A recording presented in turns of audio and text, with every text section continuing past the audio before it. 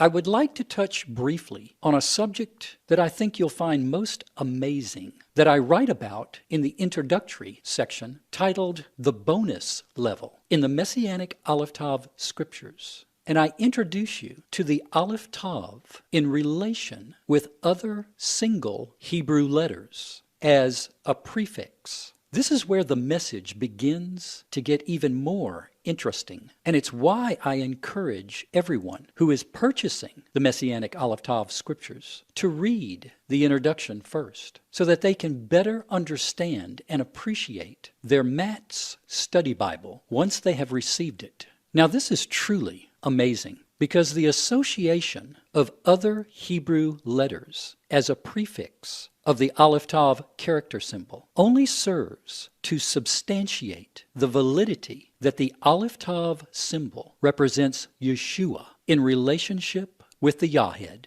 What you are about to learn, I believe, has been hidden in plain sight and mistranslated and misrepresented to the masses for hundreds of years, as I will show you. And the significance of this knowledge should not be underestimated, for it is unprecedented. It will be important to become familiar with these Hebrew letters that are connected to the Aleph Tav as a prefix in order to draw a more comprehensive meaning of what the author was trying to communicate, whether it was Moses or the prophets, because most of these words are not used that often in the Tanakh, and this is what makes them so very special and important.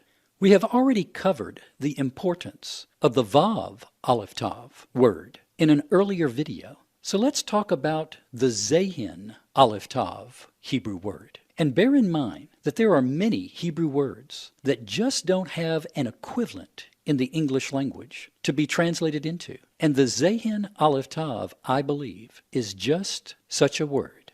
The Hebrew letter is believed to actually be a Hebrew letter Vav with a crown on top, and is believed that the letter represents the Messiah. Now, isn't that interesting?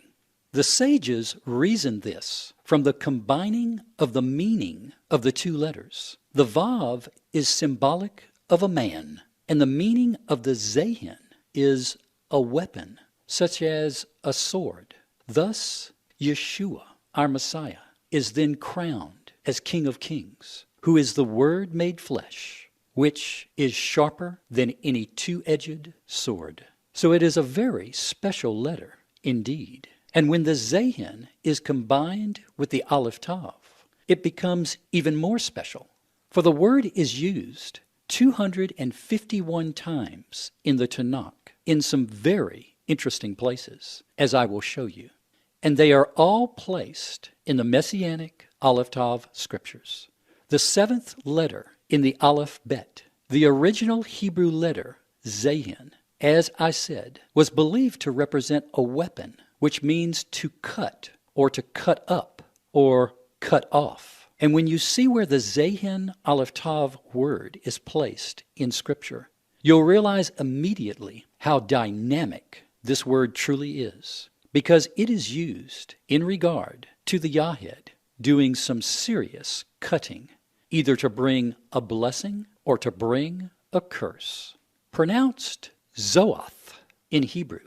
The first time the Zayin Aleph Tav word is used, it is used as a blessing in Genesis 2:23, when the Yahed cuts a rib from Adam's side to form woman, which reads, "And said Adam, Zayin Aleph Tav is now bone of my bones and flesh of my flesh.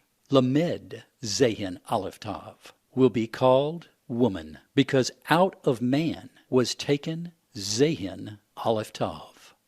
Apparently, the King James English translators didn't know what to do with this word and translated it as the English word this. But again, please bear in mind that the Torah was originally written in Paleo-Hebrew, a primitive pictorial language, and it is highly unlikely that conjunctions or subordinate conjunctions or definite and indefinite articles or even adjectives existed in Paleo-Hebrew until the Masoretes began adding vowel points to the language of Babylonian Hebrew. in the 8th and 10th century AD. And it is even more likely that there are some Hebrew words that there is just no English equivalent for. And the Zayin Aleph Tav, I believe, just may be one of those words. For what Moses was pointing to, a new creation that came out of Adam, and he seems to be implying that the woman was cut from Adam's rib by the Yahid when she was created, which takes her creation to a whole new level of understanding by the placement of the Zayin Aleph Tav. And to make matters even more interesting, also notice the Hebrew letter lamed in the text, which means staff or authority in front of the Zayin Aleph Tav word.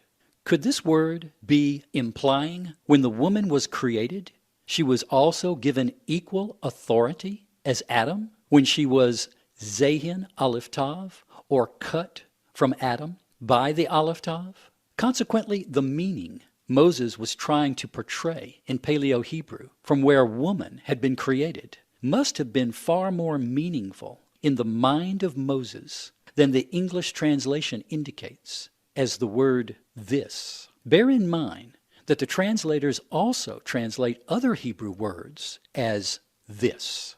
In fact, the English word this is used a total of 1,971 times in the Old Testament Tanakh. And the English translators have translated over a dozen different Hebrew words as either this or containing the English word this. And please remember, the English word this more than likely didn't exist in Paleo-Hebrew. So if you are beginning to see that translating Hebrew is not an exact science, join the club.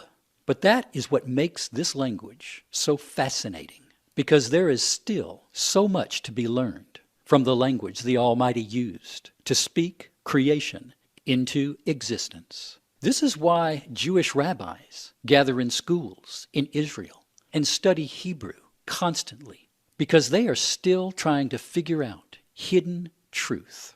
They know they must let the Hebrew letters speak for themselves if they are to truly gain a more comprehensive meaning to what the author was trying to say. We do not have to look too far to see the Zayin Aleph Tav word used as an example of rendering a curse or judgment from the Yahid. The word is used again to describe their disobedience when they fall in Genesis 3:13, which states, "And said Yahuwah, Elohim, to the woman, what is Zayin Aleph Tav that you have done? And the woman said, the serpent tricked me, and I ate it. And said Yahuwah, Elohim, to the serpent, because you have done Zayin Aleph Tav, you are cursed above all cattle and every wild beast of the field." Implying now, because of their Zayin Aleph Tav disobedience in breaking Elohim's command, as a result, Adam and Eve and Lucifer had taken on a curse from the Yahid. Consequently, as punishment to Eve, she apparently forfeited her authority, as verse 16 states, that now Adam would rule over her, thus being her covering. So by understanding the profound meaning of the Zayin Aleph Tav, we see the seriousness in what took place at the fall, whereby the covenant was broken by their Zayin Aleph Tav disobedience to the Yahid. And their crime was against the Aleph Tav, as their punishment came from the Aleph Tav, that they struck. And we see all this by reasoning of the meaning of the Zayin Aleph Tav. So when you see where this word is used throughout the Tanakh, in the Messianic Aleph Tav scriptures, it will give you a whole new meaning to what the authors were really trying to convey, that the translators completely missed. I'm Bill Sanford, trying to put the Aleph Tav in proper perspective in our day. Shalom.